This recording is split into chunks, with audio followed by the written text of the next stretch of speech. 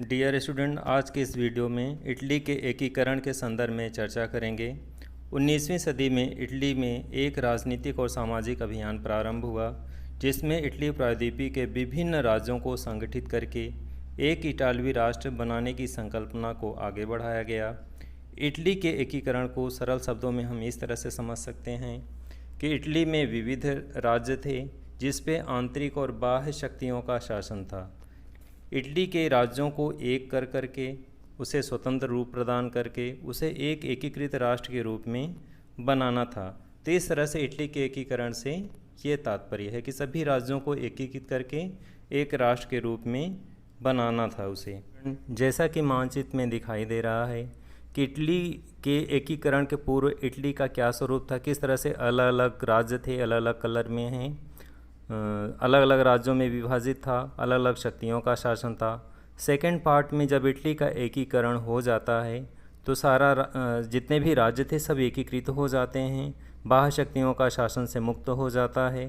तो इस तरह से दोनों मानचित्र एक साथ है। एक तरफ जहां इटली की एकीकरण नहीं हुआ था उसका मानचित्र है बाएं साइड में, और सेकंड साइड में जो मानचित्र है उसमें इटली के एकीकरण के पश्चात का मानचित्र है। तो दोनों मानचित्रों के माध्यम से हम इस तरह से समझ सकते हैं कि किस तरह से एकीकरण के पूर्व अलग अलग राज्यों में विभाजित था जिसमें अलग अलग शासकों और अलग अलग शक्तियों का शासन था।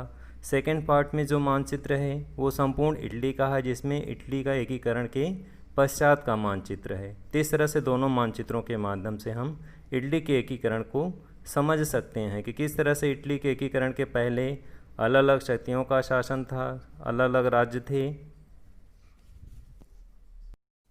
डियर स्टूडेंट, इसी की प्रक्रिया को आगे हम लोग बढ़ाते हैं। किस तरह से इटली के एकीकरण के पूर्व इटली की क्या स्थिति थी इसको हम लोग समझेंगे। इटली मुख्यतः 7 राज्यों में बटा हुआ था जिस पर अलग अलग शासकों का शासन था। तो मानचित्र में जैसा दिखाई दे रहा है कि किस तरह से अलग अलग कलर में अलग अलग राज्य हैं, इस पर अलग अलग शक्तियों का शासन था। इसको हम लोग इस रूप में समझेंगे। जैसे फर्स्ट स्टेप में समझेंगे कि लॉम्बार्डी वेनेशिया जैसे मानचित्र में दिखाई दे रहा है, इस पर ऑस्ट्रिया का शासन था। सबसे उत्तर में है लॉम्बार्डी और वेनेशिया, इस पर ऑस्ट्रिया का शासन था। सेकंड स्टेप में समझेंगे, मानचित्र में जैसा दिख रहा है मोडेना, परमा, टस्कनी पर सूर्यवंश के शासकों का शासन था। तो इस तरह से उसके नीचे जो मानचित्र में है ये राज्य हैं जिस पर सूर्यवंश के शासकों का शासन था। थर्ड स्टेप में समझेंगे नेपल्स और सिसिली पर बुर्बेन शासकों का शासन था। तो इस तरह से इस राज्य पर बुर्बेन शासकों का शासन था। सार्डिनिया, पिडमांट पर इटालवी राजघराने का शासन था। तो इस तरह से इस राज्य पर इटालवी राजघराने का शासन था। रोम पर पोप का शासन था। इस तरह से ये राज्य जो है अलग अलग बटे हुए थे, इस पर अलग अलग शासकों का शासन था। तो मानचित्र में भी दिखाई दे रहा है।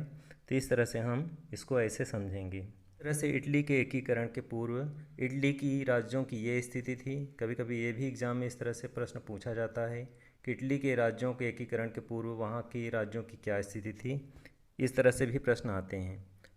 अपने विषय वस्तु को आगे बढ़ाते हुए अब हम लोग इटली के एकीकरण के मार्ग में क्या क्या बाधाएं थीं इस पर चर्चा करेंगे। इटली के एकीकरण के मार्ग में अनेक बाधाएं उत्पन्न हुई। उनमें से प्रमुख बाधाएं निम्न थी। जैसे फर्स्ट है ऑस्ट्रिया का प्रभुत्व। ऑस्ट्रिया उस समय एक प्रभावशाली राज्य बन चुका था।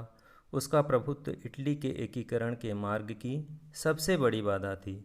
इटली के अनेक राज्यों पर ऑस्ट्रिया के शासकों का शासन था। तो इस तरह से ऑस्ट्रिया जो है इटली के मार्ग में एकीकरण में सबसे बड़ी बाधा थी। सेकंड स्टेप में हम लोग समझेंगे सेकंड जो बाधा थी रोम पर पोप का आधिपत्य। रोम पोप के अधिकार में था। उसकी सत्ता को समाप्त करना एक कठिन कार्य था। पोप के यूरोप के कैथोलिक शासकों का पूरा पूरा सहयोग प्राप्त था। जब तक रोम का विलय नहीं हो जाता इटली के एकीकरण असंभव था। तो इस तरह से रोम पर पोप का आधिपत्य भी सबसे बड़ी बाधा थी।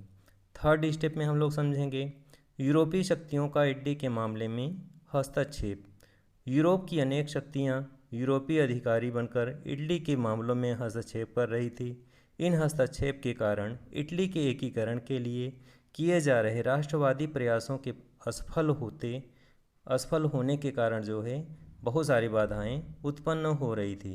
तो इस तरह से थर्ड जो है बाधा यूरोपीय शक्तियों का इटली के मामलों में हस्तक्षेप था।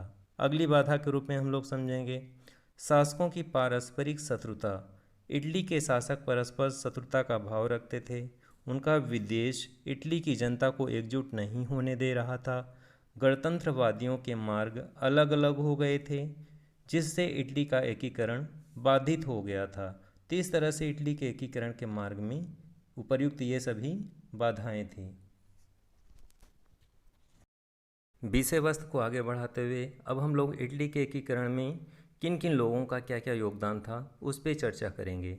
तो सबसे पहले जैसे मेजनी थे, काबूर थे, गैरिबाल्डी थे, विक्टर इमैनुअल द्वितीय थे, इन सभी का योगदान था। तो हम लोग क्रम से संक्षेप में इनके योगदान को समझेंगे। सबसे पहले इटली के एकीकरण में मेजनी के योगदान को समझेंगे। मेजनी ने इटली को एकीकृत कर गणराज्य बनाने में उल्लेखनीय भूमिका निभाई। उसने 1860 के दशक में इटली के एकीकरण हेतु एक सुविचारित कार्यक्रम प्रस्तुत किया। उसने यंग इटली की स्थापना की थी। तो इस तरह से मेजनी ने अपने अथक प्रयासों से इटली के एकीकरण करने में अपना विशिष्ट योगदान दिया। 1841 ईस्वी से 1848 ईस्वी में इस संगठन को सहायता से मेजनी ने सिसिली व नेपल्स के विद्रोहों को सफल बनाने का प्रयास किया, किंतु वह पूर्ण सफलता नहीं प्राप्त कर सका। तो इस तरह से इटली के एकीकरण में मेजनी के योगदान को नकारा नहीं जा सकता। उसके योगदान को इतिहास में हमेशा याद रखा जाएगा। सेकंड स्टेप में है इटली के एकीकरण में काबूर का योगदान। काबूर एक उच्च शिक्षित फ्रेंच भाषी था, किंतु वह कट्टर देशभक्त था। उसके कार्यों के विषय में ग्रांट एवं टेम्परेले के द्वारा यह विचार दिया गया कि उसके प्रथम कार्यों में से एक कार्य मिशनरियों का विनाश भी था, परंतु इटली के एकीकरण ने उसका ध्यान सबसे अधिक आकर्षित किया। काबूर ने क्रीमिया के युद्ध में भाग लेकर फ्रांस और इंग्लैंड की सहानुभूति प्राप्त की तथा 1858 ईस्वी में नेपोलियन के साथ लेम्बुयर्स का समझौता किया। तीस तरह से इटली के एकीकरण में काबूर के योगदान को अलग नहीं किया जा सकता, इसका भी विशिष्ट योगदान था। इटली के एकीकरण के योगदान में अगला हम लोग चर्चा करेंगे गैरिबाल्डी का क्या योगदान था। गैरिबाल्डी को इटली की सेना का निर्माता कहा जाता है। इटली के एकीकरण के लिए गैरिबाल्डी ने महत्वपूर्ण कार्य किए। गैरिबाल्डी ने सिसिली के विद्रोहों का फायदा उठाकर उस पर अधिकार कर लिया तथा रोम और वेनेशिया पर आक्रमण करने की योजना तैयार की। इस समय काबूर ने गैरिबाल्डी पर संदेह करके पोप के राज अब्रिया तथा मार्चेस पर अधिकार कर लिया और नेपोलियन को अपने साथ लिया। गैरिबाल्डी ने इटली के एकीकरण के लिए नेपल्स, सिसिली, सार्डिनिया के राजा को दे दिया। गैरिबाल्डी के नेतृत्व में भारी संख्या में सशस्त्र स्वयंसेवकों को सेना बनाई गई। गैरिबाल्डी के प्रयासों से 1861 ईस्वी में रोम तथा वेनेशिया को छोड़कर संपूर्ण इटली के प्रतिनिधियों ने इटली राज्य की घोषणा की तथा सैमुअल द्वितीय को इटली का राजा घोषित किया गया। इस तरह इन देशभक्तों ने अपने प्रयासों से इटली को एकीकृत राज्य के रूप में स्थापित किया। तो इस तरह से गैरिबाल्डी का भी इटली के एकीकरण में विशेष योगदान था। डियर स्टूडेंट, अब हम लोग इटली के एकीकरण की प्रक्रिया को समझेंगे कि किस तरह से एकीकरण की प्रक्रिया को गति मिली या किस तरह से एकीकृत राष्ट्र के रूप में इटली का निर्माण हुआ। तो सबसे पहले हम लोग जो है मेजनी के संदर्भ में चर्चा करते हैं। 1830 के संदर्भ में 1830 के समय मेजनी ने अपने यंग इटली के माध्यम से संपूर्ण राष्ट्र के युवाओं को एकजुट करने का प्रयास किया। उसने अपने अथक प्रयासों के बल पर सराहनीय कार्यों को करते हुए राष्ट्रभक्तों को एक मंच पे लाया और इटली के एकीकरण को एकीकृत करने के लिए प्रयासरत रहा और आगे की प्रक्रिया को आगे बढ़ाया, किंतु वह सफल नहीं हो सका। तो इस तरह से इटली के एकीकरण की प्रक्रिया को प्रथम चरण इसे नहीं नाम दिया जा सकता। हाँ, इतना कहा जा सकता है कि उसने एक आधार रखा, इसीलिए कहा जाता है कि इटली एकीकरण के जन्मदाता के रूप में उसका नाम हमेशा याद रखा जाएगा।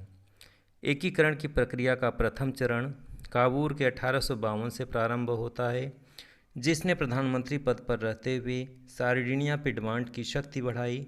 उसने फ्रांस के साथ मिलकर लंबार्डी को ऑस्ट्रिया से जीत लिया और सार्डिनिया में विलय कर लिया। तो इस तरह से प्रथम चरण जो है एकीकरण की प्रक्रिया में काबूल के 1852 से प्रारंभ होता है। इटली के एकीकरण की द्वितीय चरण की प्रक्रिया के अंतर्गत टस्कनी राज्य थे, मानचित्र में भी जैसा कि आपने अभी देखा टस्कनी थे, मोडेना थे, परमा थे। इन सभी राज्यों में जनमत संग्रह कराकर इन राज्यों को सार्डिनिया पिडमांट में विलय करा लिया गया। यहाँ जनमत संग्रह शब्द आया है, तो जनमत संग्रह का तात्पर्य है जनता से मत मांगा गया, जनता से राय मांगी गई कि वो अपना लिखित मत दें कि वो किस पे जो है इन राज्यों का विलय में कोई उनको दिक्कत तो नहीं है, क्या उनको मतलब राज्यों में विलय करने की उनकी संस्कृति है। तो इस तरह से जनमत संग्रह करा करके इन राज्यों का सार्डिनिया पिडमांट में विलय किया गया। तो इस तरह से द्वितीय चरण समाप्त होता है एकीकरण का। तृतीय चरण के संदर्भ में हम लोग चर्चा करेंगे कि इटली के एकीकरण का तृतीय चरण कैसे प्रारंभ हुआ। तो तृतीय चरण गैरीबाल्डी के 1860 ईस्वी के सिसिली नेपल्स को हराकर पिडमांट में विलय कर लिया। विलय से तात्पर्य सिसिली नेपल्स राज्य को सार्डिनिया पिडमांट में मिला लिया गया। तो इस तरह से जो है तृतीय चरण 1860 के दशक में चलता है, प्रारंभ होता है। चौथे चरण के संदर्भ में हम लोग चर्चा करेंगे। ऑस्ट्रिया प्रशा युद्ध के पश्चात 1861 में वेनेशिया का विलय किया गया पिडमांट में। इस तरह से चौथे चरण में ऑस्ट्रिया प्रशा युद्ध के पश्चात 1861 में वेनेशिया का भी विलय कर लिया गया। पंचम चरण में समझेंगे इसको कि पंचम चरण में क्या स्थिति थी। तो 1870 में रोम का सार्डिनिया पिडमांट में विलय कर लिया गया। तो रोम को भी, चूँकि रोम बीच मध्य में क्षेत्र में था, तो इस तरह से रोम को भी सार्डिनिया पिडमांट क्षेत्र में मिला करके एक राष्ट्र के रूप में निर्मित किया गया। इस तरह इटली की एकीकरण की प्रक्रिया समाप्त होती है, जिसके अंतर्गत सभी राज्यों को मिलाकर एक इटली राष्ट्र का निर्माण किया गया। स्टूडेंट, इस वीडियो में आपने इटली के एकीकरण की प्रक्रिया कैसे प्रारंभ हुई, इटली के एकीकरण के पहले राज्यों की क्या स्थिति थी, इटली के एकीकरण में किन लोगों का क्या योगदान था, ऐसे बोर्ड परीक्षाओं में प्रश्न आते हैं। तो इस वीडियो में आपको सभी ये